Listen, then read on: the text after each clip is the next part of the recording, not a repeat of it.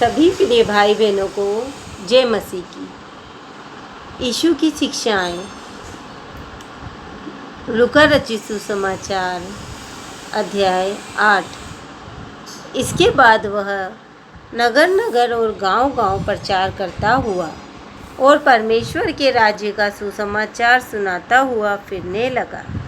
और वे 12 उसके साथ थे और कुछ स्त्रियां भी थीं जो दुष्ट आत्माओं से और बीमारियों से छुड़ाई गई थी।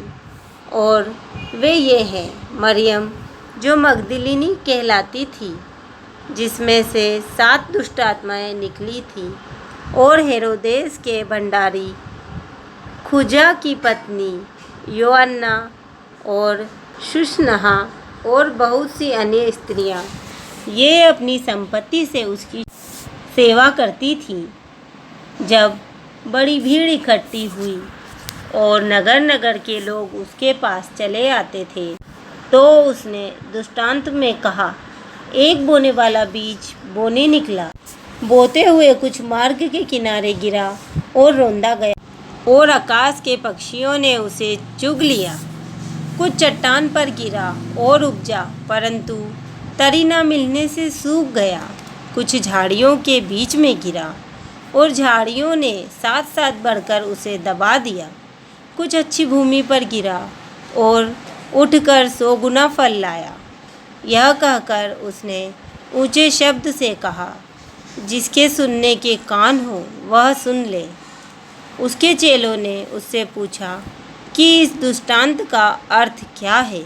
उसने कहा, तुमको परमेश्वर के राज्य के भेदों की समझ दी गई है, पर औरों को दृष्टांतों में सुनाया जाता है, इसलिए कि वे देखते हुए भी ना देखें और सुनते हुए भी ना समझें। दृष्टांत का अर्थ यह है, बीज परमेश्वर का वचन है। मार्ग के किनारे के वे हैं जिन्होंने सुना, तब शैतान आकर उनके मन में से वचन उठा ले जाता है कि कहीं ऐसा ना हो कि वे विश्वास करके उद्धार पाएं।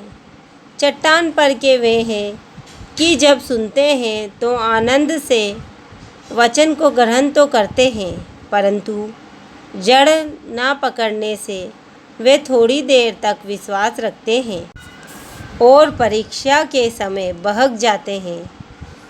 जो झाड़ियों में गिरा, यह वे हैं जो सुनते हैं, पर आगे चलकर चिंता और धन और जीवन के सुख विलास में फंस जाते हैं और उनका फल नहीं पकता। पर अच्छी भूमि में के वे हैं जो वचन सुनकर भले और उत्तम मन में संभाले रहते हैं और धीरज से फल लाते हैं। कोई दिया जला के बर्तन से नहीं ढांकता और ना खाट के नीचे रखता है, परंतु दीवट पर रखता है कि भीतर आने वाले प्रकाश पाएं। कुछ छिपा नहीं जो प्रकट ना हो, और न कुछ गुप्त है जो जाना ना जाए और प्रकट ना हो। इसीलिए चौकस रहो कि तुम किस रीति से सुनते हो, क्योंकि जिसके पास है उसे दिया जाएगा, और जिसके पास नहीं है उससे वह भी ले लिया जाएगा जिसे वह अपना समझता है। उसकी माता और उसके भाई उसके पास आए, पर भीड़ के कारण उससे भेंट न कर सके। उससे कहा गया, तेरी माता और तेरे भाई बाहर खड़े हुए तुझसे मिलना चाहते हैं। उसने इसके उत्तर में उनसे कहा, मेरी माता और मेरे भाई यही हैं जो परमेश्वर का वचन सुनते और मानते हैं। फिर एक दिन वह और उसके चेले नाव पर चढ़े और उसने उनसे कहा, आओ झील के पार चलें। अतः उन्होंने नाव खोल दी, पर जब नाव चल रही थी तो वह सो गया और झील पर आंधी आई और नाव पानी से भरने लगी और वे जोखिम में थे। तब उन्होंने पास आकर उसे जगाया और कहा, स्वामी स्वामी, हम नाश हुए जाते हैं। तब उसने उठकर आंधी को और पानी की लहरों को डांटा और वे थम गए और चैन हो गया। तब उसने उनसे कहा, तुम्हारा विश्वास कहाँ था?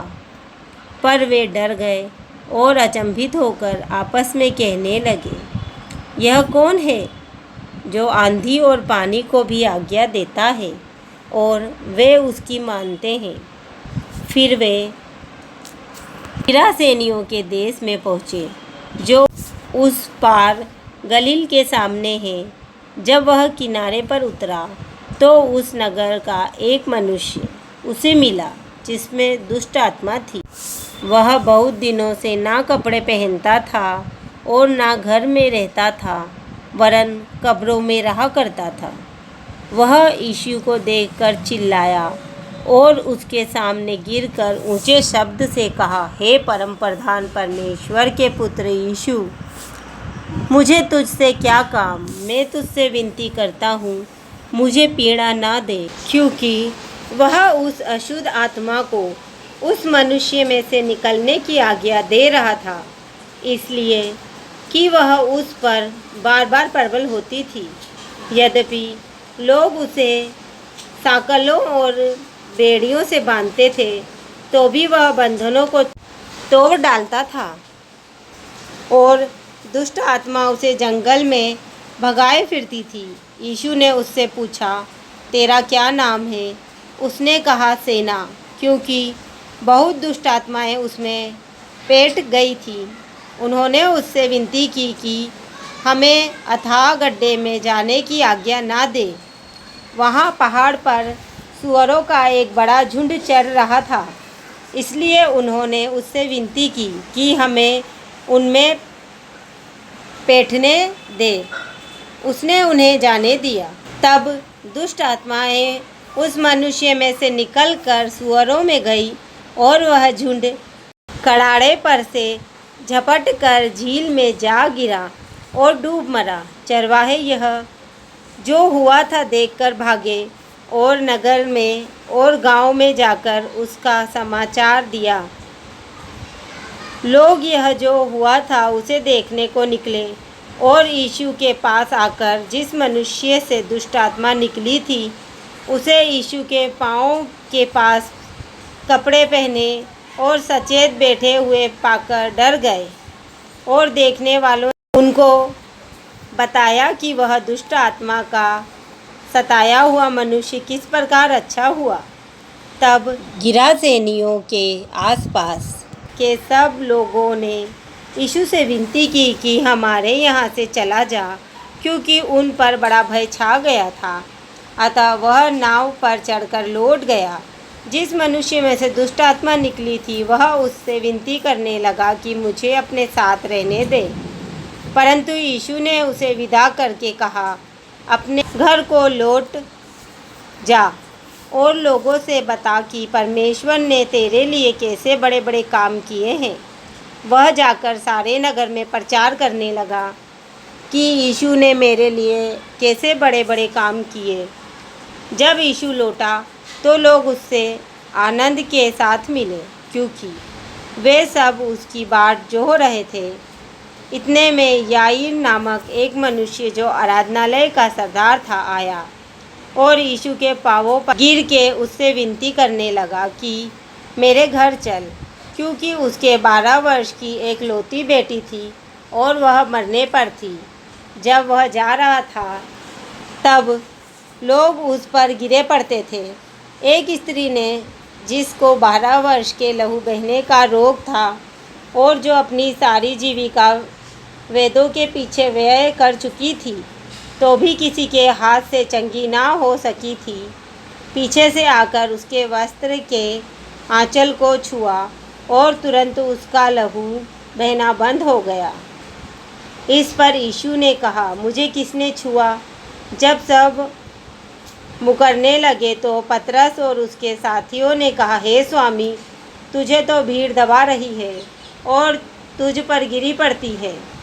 परंतु यीशु ने कहा, किसी ने मुझे छुआ है, क्योंकि मैंने जान लिया है कि मुझ में से सामर्थ्य निकली है। जब स्त्री ने देखा कि मैं छिप नहीं सकती, तब कांपती हुई आई और उसके पाँवों पर गिरकर सब लोगों के सामने बताया कि उसने किस प्रकार से उसे छुआ और कैसे तुरंत चंगी हो गई। उसने उससे कहा, बेटी, तेरे विश्वास ने तुझे चंगा किया है, कुशल से चली जा। वह यह कह ही रहा था कि किसी ने आराधनालय के सरदार के यहाँ से आकर कहा, तेरी बेटी मर गई, गुरु को दुख ना दे।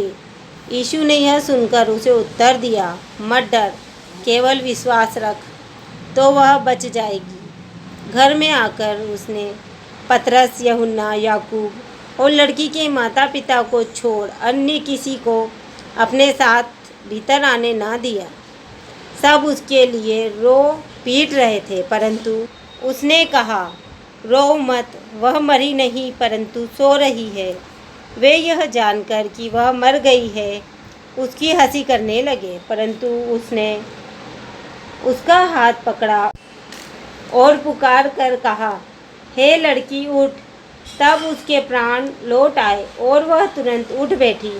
फिर उसने आज्ञा दी कि उसे कुछ खाने को दिया जाए। उसके माता पिता चकित हुए, परंतु उसने उन्हें चिताया कि यह जो हुआ है किसी से ना कहना। आमीन।